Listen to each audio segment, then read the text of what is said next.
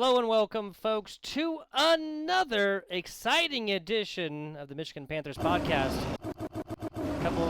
Couple more of those for the people because you're in the jungle now, baby. I'm FBI Tugboat, your host. I also cast extraordinaire blah blah FBI Tugboat. You ever made out with a tugboat?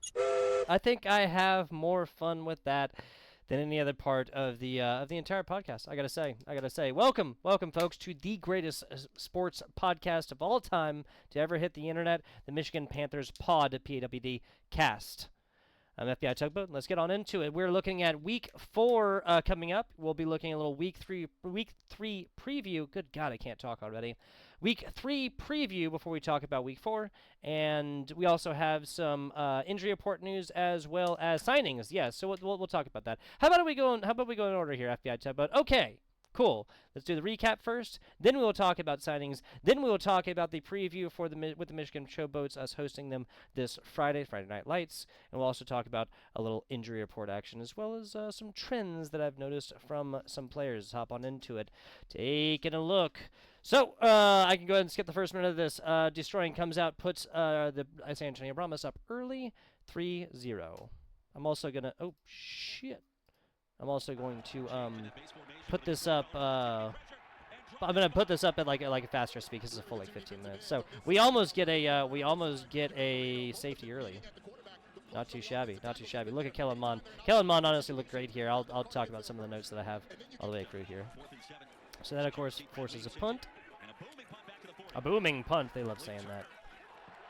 Breaks away a little bit. If that guy hadn't got it, that's another 10, maybe 15 yards. Etling survives for a moment, runs up, and gets absolutely demolished. Absolutely demolished. See how much more he is featured within this game. It's about 130. Fat sack against Bryce Perkins. The offensive line could look better. I mean, this is really just San Antonio knowing what Bryce Perkins can do and just collapsing on that. Well, speaking of, there he is a minute later, and it's 3rd and goal, goes all the way back. 44. This should have been like 24.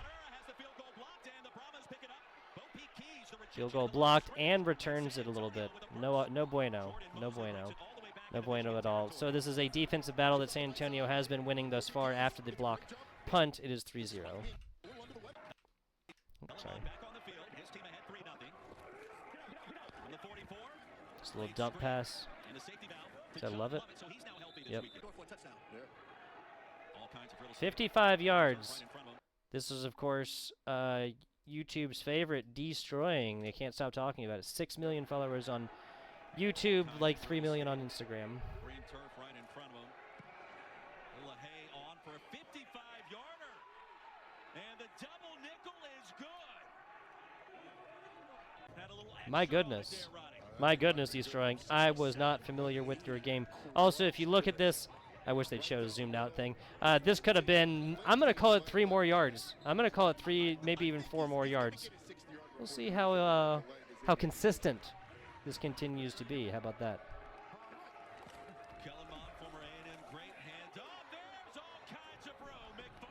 Yeah, that's just Anthony McFarland things, man. I have it written down here as well. We'll look at some of the stats, but McFarland, I really feel like McFarland played longer in this. Might have had a different story. That is 3 field goal attempts for the San Antonios Brahmas, 3 hits, 1 field goal attempt from us, and a miss. This was a great return from Devin Ross. Devin Ross, my Sayose Mariner both picking up a lot of.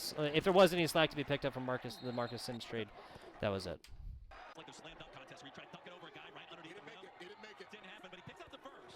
On the 2, and Bryce Perkins, easy peasy, making it look like finding lint in your pocket, folks. Bryce Perkins. Danny Etling, hope the best for you. It was a concussion that he was ruled with. We'll talk about injuries a little while later.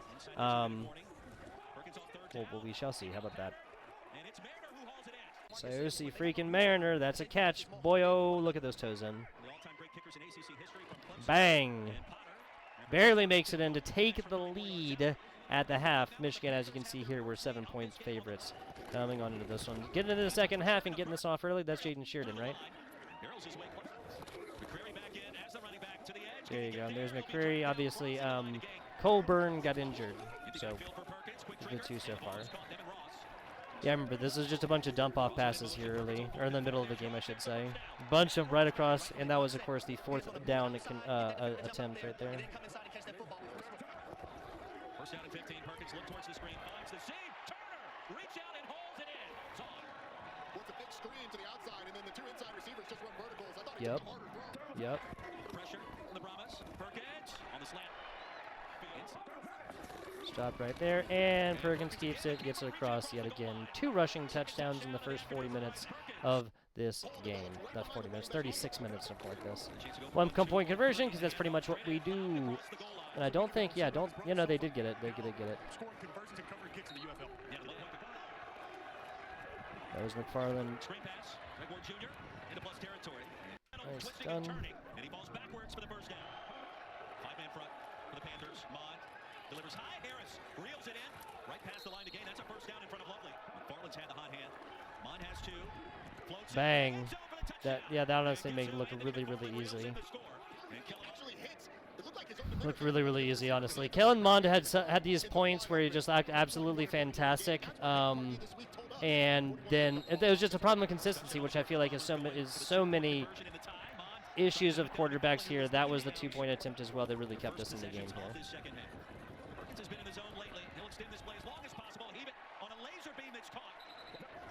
And I believe that was the flag right there was a roughing the passer.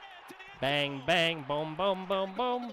Bang, bang, bang, bang. That's Jaden Sheridan. This is when I started actually feeling really good about this. Obviously, we lose a starting running back last week 2, excuse me.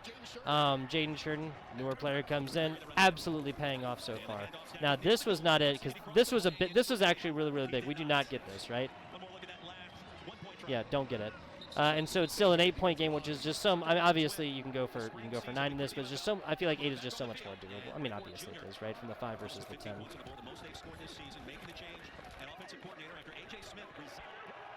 And I do like this new OC party. That right here. Sorry, that I was waiting for this. This is where this game almost basically was over, right? We're up by 8. Let's just watch it. So Mond goes back, checks 1 person. He's only looking at 1 person the entire time. This should have been a pick. And as you can see, 1 guy right here, that's it. He's already through the crease right there. That should have been 6 the other way, at least, if not 7. Yeah, blah, blah, blah.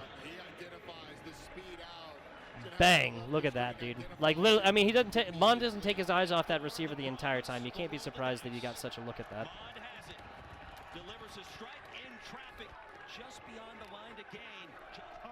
We're trying to speed this up. I don't want, you know what I'm saying? I'm trying to do shorter episodes. If you remember from last week, we're already at 8 minutes. Bang! Frank Ginda forced it.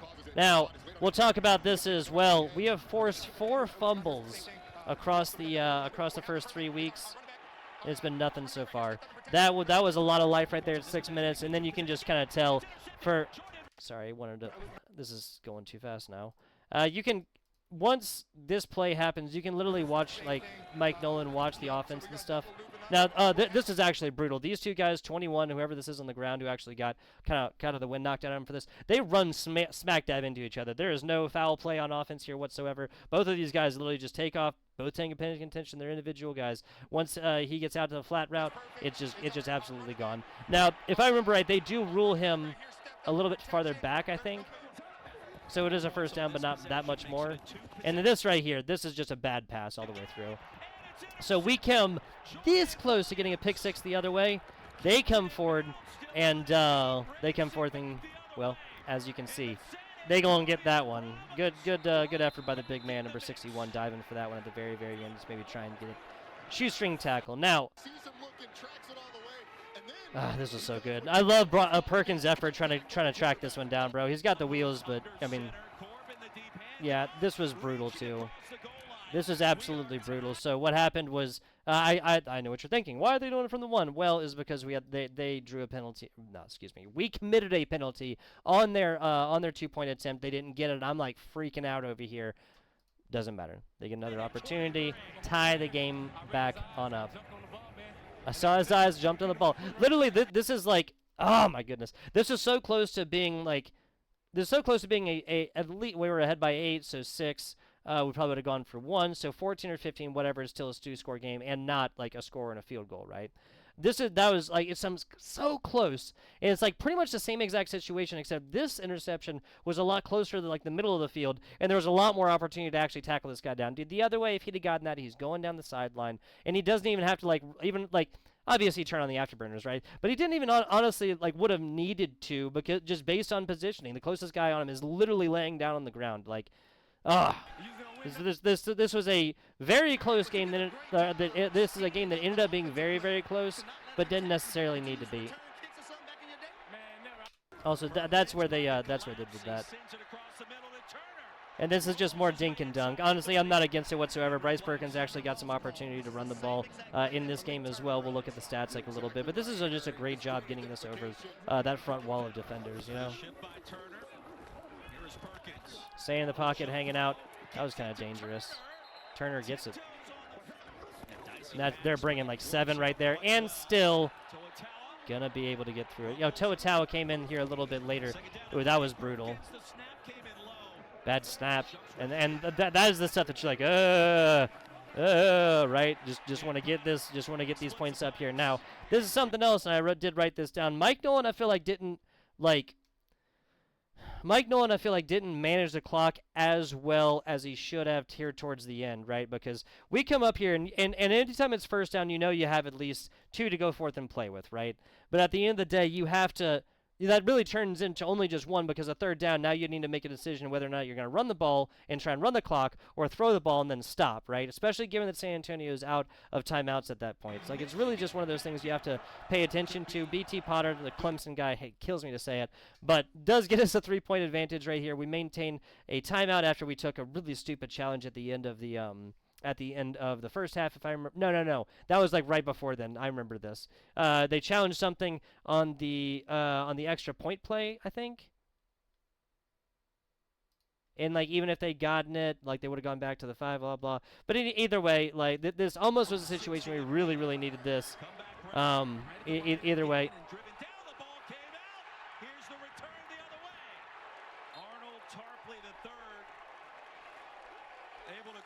Cole, we have him down by contact with control. We're going to get you the spot. Dean Blandino on the call. Who'd have guessed it? Voting against the Michigan Panthers. That felt like it was down.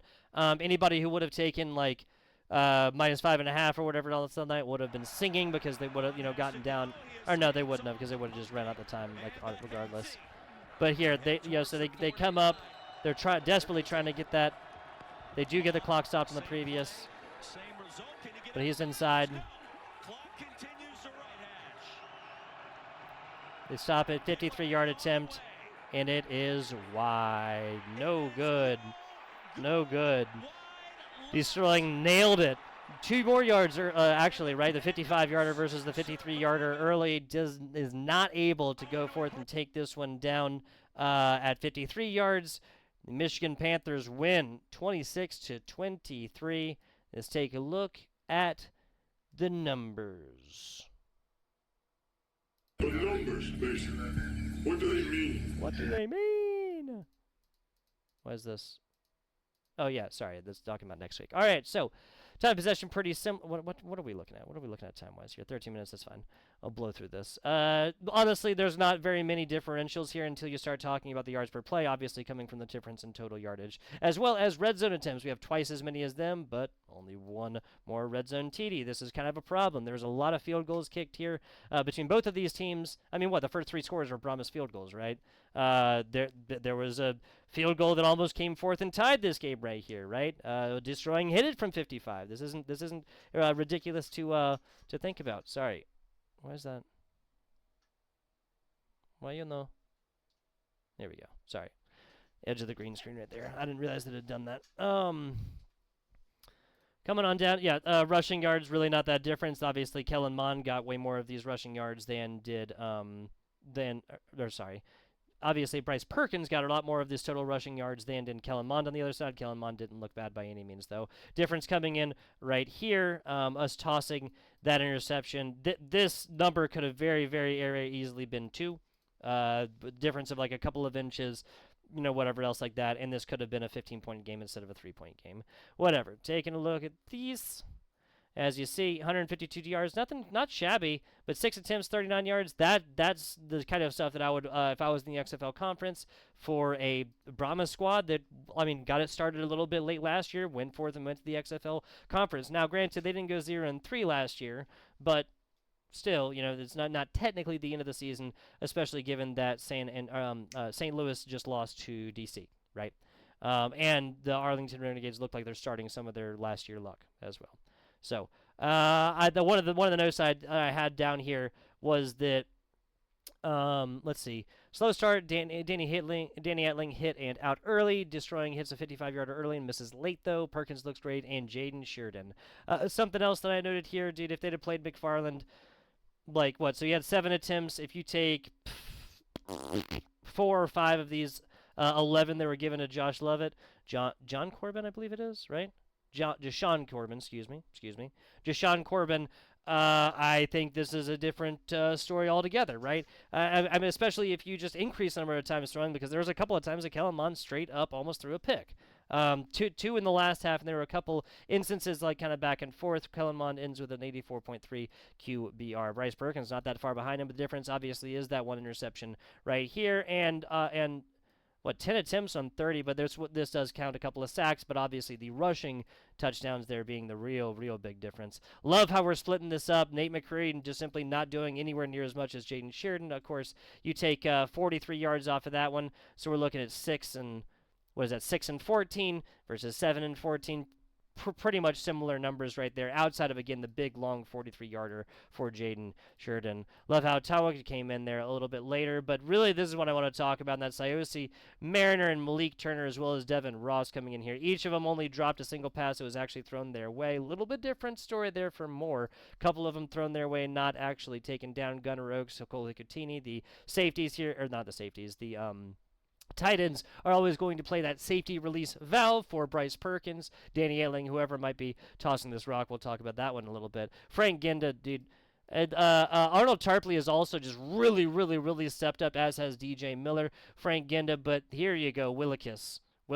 These are the 2 new players here, DJ Miller, Kenny Willikis, that we'll talk about a little bit later.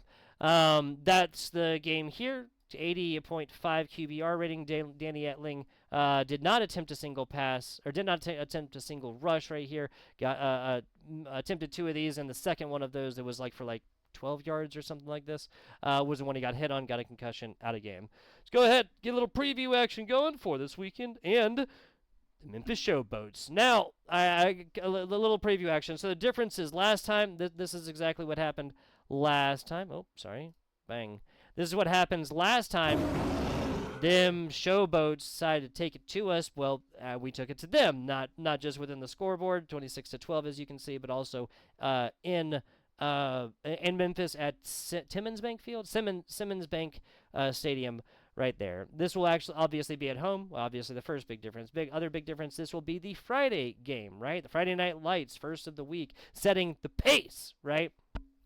Now, some other defenses that may not necessarily be in our way here are the defense for Memphis has simply looked a lot better. Offensive and defensive line looked a little bit better, but the Memphis defense started out kind of neutral, kind of like mid, and has definitely gotten a little bit better. Also, damn it, what's that guy's name? I just had it. Where's that? Lassiter, this dude. Kwame Lassiter, right? Kwame Lassiter, yes. This dude has been going off since this first week right here. That is obviously Jonathan Adams as well, but that's really who we're going to have to really be looking at. Obviously, highest graded defenders as well. DJ Miller, that is partially because of the 2 interceptions that DJ Miller got in the last game last week, and Kenny Willikis, the edge rusher, picking up the slack for Breland Speaks. They've been looking fantastic, doing it as well, and some of the pressure that Kenny Willikis has applied that has yielded in these interceptions. 4 of them across 3 games there. That very, very easily could have been 6 total, with 2 in that San Antonio Brahmas games, and that was just the 2 earlier ones that literally like went off the hands, and the other one where he was ruled like down by an inch or whatever. Another big difference here is that Troy Williams has simply looked a lot better since throwing that pick 6 in week number 1. This is establishing the rushing threat. This has also just been the way that Troy Williams has been slinging the ball out has been much better. I think that Danny Etling is good at both of those things, but maybe not so good at rushing than Troy Williams. Troy Williams kind of has that Bryce Perkins look where he's just agile and he can break tackles and get through lines and stuff like that. Whereas E.J. Perry is not a slow runner, but not exactly the same shaking tackle rusher that we will see on in other positions and other players, or with somebody like Bryce Perkins. We also another big difference is we don't have Breland Speaks. Now, I preface this because I preface these guys because we don't have Breland Speaks. Obviously, there's a lot of action that has been picked up from Kenny Willekes and DJ Miller, as well as Frank Ginda, of course, albeit mildly different positions for them. Kenny Willekes obviously sharing the same one. Another big difference: no Marcus Sims. I would say Mariner will be receiver number 1. Devin Ross has been absolutely going off. Will be going here as well. I'm honestly really excited for this. For anybody interested, line stands at -7.5 right now for the Michigan Panthers. That might be the most. I think that's the highest opening line that we have seen so far. When you take into account the score from week number 1, I think that's a little bit right there. But 7.5 points is obviously also a lot in the UFL. Sorry. Done with the gambling talk. This was after week number 1. Kainakua coming up with the interceptions against Memphis as well. Let's talk a little bit about. Oh, where's it at? Let's talk a little bit about transactions. Whatever. I have it written down right here. Guard Grant Miller has been waived. This might make sense a little bit with bringing in Cam from the Simpsons trade from the Houston Roughnecks. Cam honestly did not look terrible. Also signing Danny Etling got a concussion. Probably going to get transferred to IR, or maybe just given Coach Nolan has seen what he would like to. Alan Bowman. Anybody who likes Big 12 football might recognize this name, for he won the conference twice in his time at Oklahoma State. We'll be seeing them at the QB2 position, or at least that's what I would assume, because Bryce Perkins has been absolutely fantastic. Maybe we'll see them a little bit in this week number 4. It would make sense, especially if we go up by 2 scores, to see Alan Bowman a little bit in the second half. If we go up by 2 scores at least, and I'm actually going to transfer that to like 17 or 18 points. 17 points at least, given that that's 3 scores, traditionally 2 scores within the UFL. Taking a look at the this is team stats. Honestly, that we could work on. 21 points a game we could definitely work on. A little bit more of a difference between the rushing yards and passing yards, just because I feel like with Jaden Sheridan here, like obviously that was an inspirational run and whatnot, but the big difference coming that we just need to be better against the pass. 547 to 548, we're actually getting outscored through the air. No bueno. That's a solid average for passing yards, and obviously that will come off the back of Bryce Perkins, assuming coming up this one, given that Alan Bowman has not played on the team whatsoever, and we're unsure if Danny Etling will, of course. Where is it at? Our 1 3-point conversion we've made. I love that. Only making 4 out of 6 for 1-point conversions is, I guess it could be a little bit better. Big sacks for 35 yards right there. We've also been sacked a little bit, so again, working in the offensive line simply makes sense. Where the hell is it? There we go. 5-1. So we have fumbled 5 times and only lost once. That's fantastic. Well, on the other side, forcing 4 fumbles and only not recovering a single one is no bueno. Now, our interceptions is a little bit of a different story, and I do love how that is, been going so far. Where's it at? Right here. Yep, there you go. 55 completions on 89 attempts, 4 of those being picks as well. Again, that number could have been a little bit higher. Let's take a look at the injury report as we wrap up this episode, and then we can. That is Tuco Salamanca getting caught doing something shameful. That's just always the joke that I say. It's not really true. Anyway, taking a look at this. First news first, right? Bang, bang, bang. Isaiah Washington on concussion did not participate. Kwame Lassiter, the guy I was talking about. Jonathan Adams, the big man, Jonathan Adams. Their left sides, both of their left sides, giving them some problems. And limited right here. Shelton has played some, but has not been in every single game. EJ Perry, obviously, a little bit banged up right there. It seems like he'll be good. But this right here, Boogie Roberts, left knee and right knee. Left knee and right knee. Boogie Roberts is not a 19-year-old out here playing, right? These knees don't lie, my friend. That is no bueno for Memphis. That is not seeing Boogie Roberts on the other side would be not something I'm going to complain about. Taking a look at us, Gunnar Oaks, the new guy over here on tight end, got a little chest action. Did not participate. I'm assuming this is more just like a blanket statement. They didn't participate on Monday, period. Like, hey, if you have issues, just take this one on out. Etling obviously suffering from a concussion right there. Jordan Ober, the long snapper, what got ran into, I believe, at this point. A little issue with an ankle. Obviously, it's a long snapper. It is theoretically more easily replaceable than, say, a quarterback. Tyree Gillespie, honestly, our secondary is super strong, and right calf. Calf injuries generally not going to be something as bad as ankles or backs or knees, especially not going to be as bad. But again, it just feels like more of like a blanket statement right here for the DNP. We'll see how this. It is now April 15th. It is Tuesday. We have not gotten that report quite yet. Be sure to pay attention to that. But really, the biggest names right here. Honestly, I kind of want EJ Perry to play because I feel like Troy Roberts is a little bit of a better quarterback. But full participation says to me that there's no reason to believe that we will not see EJ Perry nor Nehemiah Shelton, that we will see them on Friday. Sorry, that's an easier way to say that. Really, the big thing that I'm looking at is these right here, specifically Kwame Glasser and Jonathan Adams. If they don't have those two, they have a tight end and a couple other wide receivers to toss to. Other than that, they're going to be running the ball. Deneric Prince will be busy on Friday, and especially against our defensive line and the way that our defense has been playing up close and personal and with the rush. I would not be against that at all. We are staring down the barrel of 26 minutes. My goodness, I'm sorry, guys. It's gone way too long. I'm FBI Tugboat. Follow, like, subscribe, all that fun stuff here for the UFM, Michigan Panthers. Let's look at it. Where's it at? What? Bang. There you go. Right here. Follow these people as well. And follow the UFM, the United Football Media Group. We love football, but we specifically love the UFL. I'm FBI Tugboat, FBI_Tugboat, literally everywhere. Follow away. I'll be doing the Picks podcast after this. Stay tuned for that if sports gambling is your thing. So long. Appreciate you guys for watching. And I'll catch you on the flip side.